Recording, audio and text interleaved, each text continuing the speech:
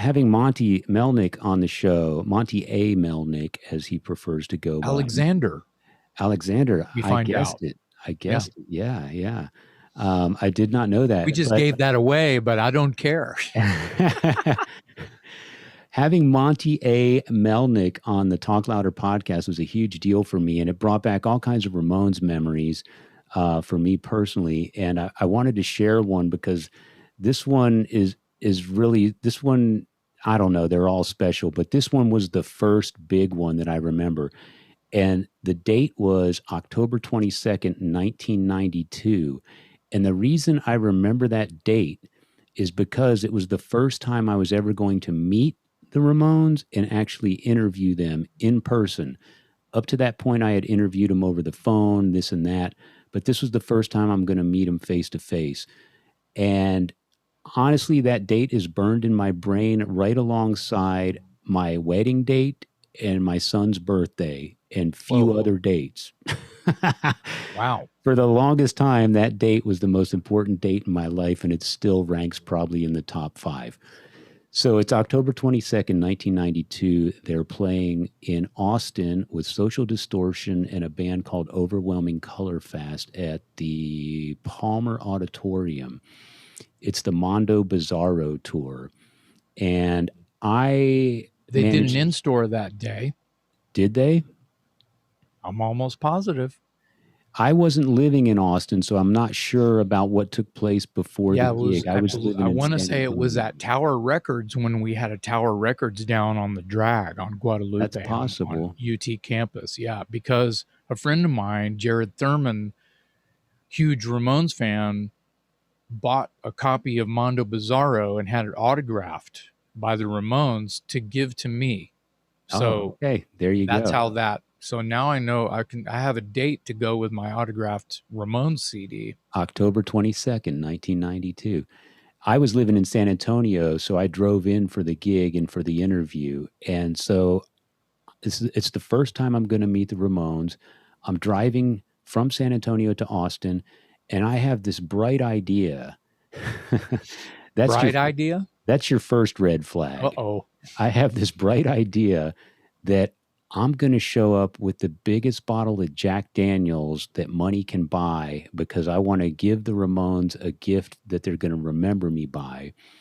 So I pull over side of the road, a liquor store. I buy this jug of Jack Daniels. This thing weighed a ton. And I put it in my duffel bag. I go to the venue. I get escorted back to the dressing room. And the guy that I'm assigned to interview is Marky Ramone, the drummer.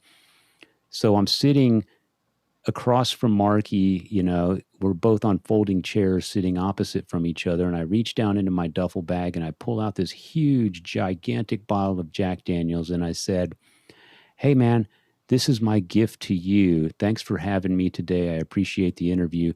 I did not know at the time, I did not know he was a recovering alcoholic who was actually kicked out of the band for drinking too much.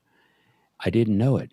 And he takes the bottle and he says, "Well, I don't drink anymore, but the crew will love this. So I'll just put it aside here." And I'm just like, I turned 5 shades of white thinking, "Oh my God, what have I done?" And he said, "I'll just give it to the crew. They'll love it." And I was like, "Whatever you say, boss." So he handled it because recovering alcoholics, as Dude, we know, sometimes they could snap at that. he totally handled it. I'll never forget it. He was gracious as could be. Wow. It was just a, you know, just let it slide, was super cool about it, just set it off to the Yeah. side, told me that the crew would, enjoy it later on. And I was just thankful that I didn't get booted out of the dressing room right then and Wow, there. that's huge. Yeah. Let's talk about the lesson here, because when what made you think that, bringing a gallon of JD to the Ramones would be a good idea? No, that's a great question. So you have to go back, it was 1992, and I wasn't as well read about the Ramones as I am today. But I was under the assumption, as a naive headbanger rock and roll fan, that every rock band just partied nonstop. So I'm thinking, Aha. Uh-huh. Yeah. Well, see, as Aha. the years go on and I become friends with people like you, I realize you don't last on the road if you're up all night and thrashing your voice and your health and your body and not getting any sleep and all. I had no idea. I just assumed part of the gig was you just partied all the time. And I'm thinking they're going to love me. Look at this big, huge bottle of Jack Daniels. And Marky, No, bless his heart, couldn't have been nicer about it. He just took it, brushed it aside, said, I'll give it to the crew. And we proceeded with the interview, and it was no problem. But excellent. Well, man, it's beautiful that that he handled it so well, and that, well, for fuck's sake, this the fact that you got to interview a Ramon and be there. Do you yeah. think it was Monty that escorted you back? I Nah. remember seeing Monty that day, and he was like, I'll never forget. He was standing on a loading dock, and I didn't know who he was. I knew he was obviously with the band because he was kind of scowling and had this drill sergeant sort of persona, and I felt sort of intimidated because it was obvious that I was just there being a nuisance. But because of I had a properly scheduled this interview through the publicist Ida Langsam, he was aware that I was probably the guy that was here to do the interview, but he wasn't trying to make friends with me. So I've had this No. image of Monty all my life as being this scary, intimidating guy. And then we had him on the show and he couldn't have been sweeter. So Well, guys like Monty, they're nice when they have to be, and then when they don't have to be, they got a lot of shit to deal with. yeah, yeah. I've learned to appreciate so much since 1992, just being in the journalism game and being around people like yourself and being in close quarters with people that are professionals in the music industry. I've learned so much. It's not all party, party, party. There is work to do at the end of the day, the start of the day, the middle of the day, next week, tomorrow. Yeah, And you were unaware that actually, if you party too much, you can be kicked out of your band yeah, Marky was actually, and not revered as the hero because you can't do your job the next day. yeah, Marky was Right. actually kicked out of the Ramones for being too much of a drunk, and That's not good. he was But gone obviously for it worked out. yeah. He got himself sober and stayed sober, and he rejoined the band and stayed with him till the That's very end. So props that's to a him. that's a story we can all learn from right there. The Yeah, fact that yeah, they had love for him enough to basically, not just put up with it, but to have endearment, to yeah. be It's called there to tough have. love. It's called, yeah, that's right. Yeah, tough love, I and he took care of himself, and he lasted till the end of the band. Yeah, So thank you, that, Marky, for not kicking me out of your dressing room, and good on you for getting sober and staying well, sober. and that's a great story.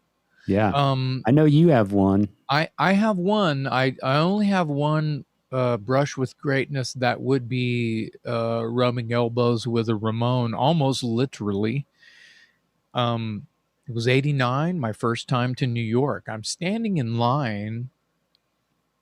I want to say by myself. Some of my crazy cohorts were already in the club, the Cat Club in New York, summer '89. I'm Okay. standing out with about 8 or 10 people, and there's people behind me and there's people in front of me, and I noticed there's someone's kind of like next to me. And we're on the street, it's New Yeah. York, cars going by, we're standing in line getting in this single, not a double door, a single doorway to go into this cat club. And and I'm like, I see this corner of my eye, and I'm not thinking, I'm going to meet some famous people in New York who own this city. Yeah. Uh, figure a lot of those days are kind of over for New York by '89. So, but no one's making a big deal out of this kind of short person, grown man, but shorter. Yeah. And I'm like, I notice and I'm looking over and I realize it's Dee Dee Ramone. And I'm like, oh shit. In my head, I'm going, oh shit. And I'm like, hey man, what's going on? And he's like, hey man, how's it going? You know, and that's pretty much, that was it. There was no like, you know, hey, let's hang out when we get inside. I was just like, oh shit, that's Stevie Ramone. You know, it was like, he was just being a dude, Yeah. and I Yeah. was being a dude, back to a guy being a dude. But that's the only Dee Dee story. That's the only Ramones story I have. I think I saw the Ramones when they played the back room like 3 nights in a row. I was there for one of those nights. I Yeah. don't remember what year that was. I, that's cool that you got a run in, literally with Dee Dee, because I didn't become a Ramones fanatic until about the time of the Brain Drain record, which was about 88, 89. And Dee Dee was on that record. I don't know. There's some reports that say he barely played on the record, but he definitely wrote a number of songs. Hmm. And then CJ did the tour. So by the time I started going to Ramones concerts, CJ was already the bass player. And so by the time I started interviewing the band and meeting them or whatever and getting my albums signed, Dee Dee was out of the band. So I Yeah, never now got I don't even know if Dee Dee was doing like hip hop or rap by then.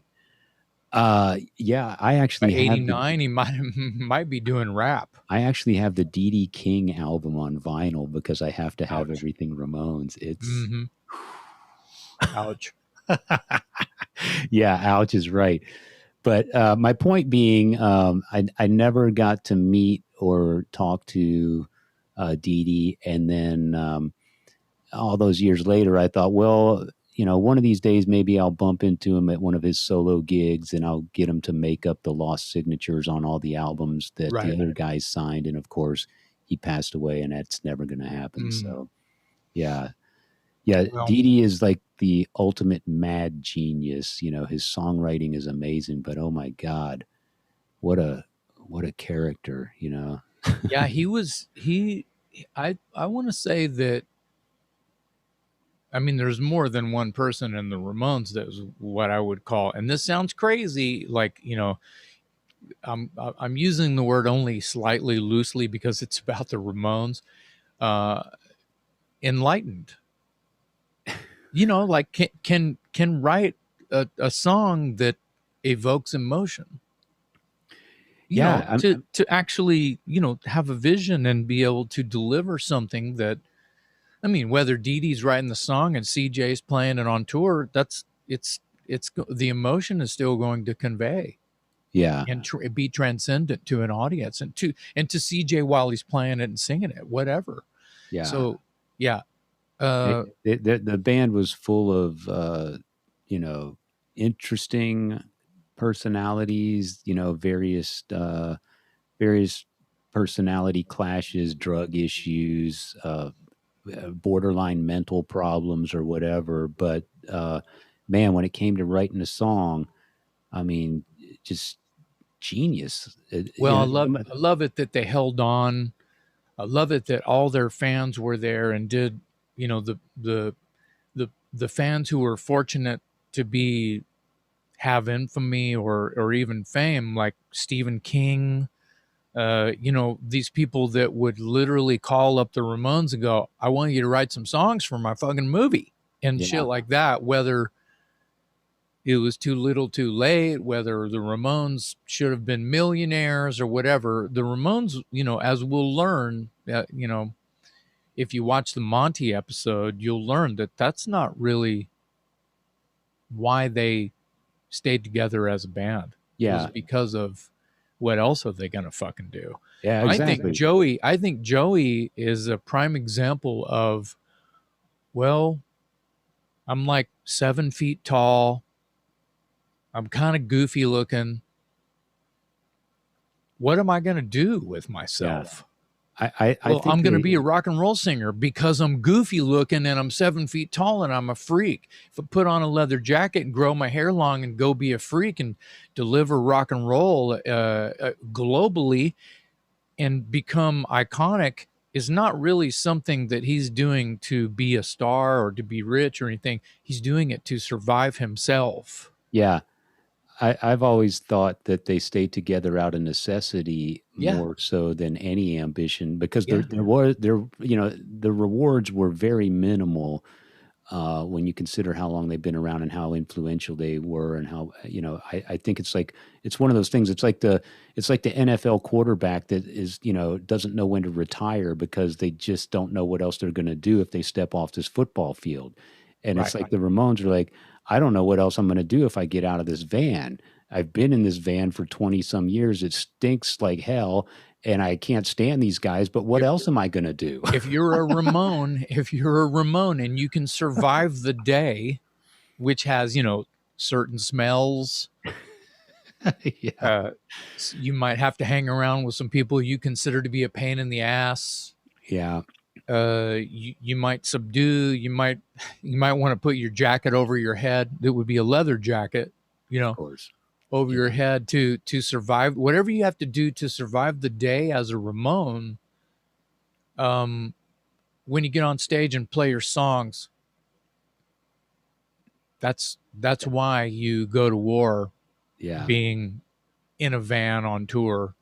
It's so Well, you can, get that create that emotion for your audience, for yourself first, and yeah, then the audience feeds back in it, and the adrenaline is, it's unbelievable. The Ramones are an institution, yeah, yeah, and so glad we got Monty on here. And I guess we should really give a thank you to Frank Meyer, who yeah, was the co-writer of on the road with the Ramones. yeah. He was sort of the catalyst for To have Monty it, saw yeah. the episode that we did with Frank Meyer and Monty reached out to us, which was amazing. I was like, really? Who He, knew? We're just he- two we're Beavis and just, Butthead yeah, with a we're just, podcast, and here we go. We have this legendary guy who's yeah, happy to just share. yeah. And on a closing note, I just want to say, going back to the Ramones, one of the things I think is really cool about them, and it's hard to argue the material rewards never came, but man, you'd be hard pressed to find another band that lasted 22 years and went to their graves with their integrity entirely intact. I mean, Yeah. there is no arguing the Ramones street cred after 22 years of slugging it out in the trenches, in the vans, the good times, the bad times. No mansions on the hill, no Rolls Royce, no limousines, no Lear jets, no nothing. In fact, it was oftentimes the opposite of that. But they didn't do it Sometimes for any of that. sometimes hand to mouth. Yeah, but you can't argue their street cred. And I think there's probably a lot of bands that would trade all the Ferraris in the world for to be able to be remembered as being having an unblemished career where they never sold out and you couldn't argue their street cred. Street cred's so important in rock and roll, and very few Oh, yeah. bands survive for that length of time with it still intact. So here's to you, the Ramones.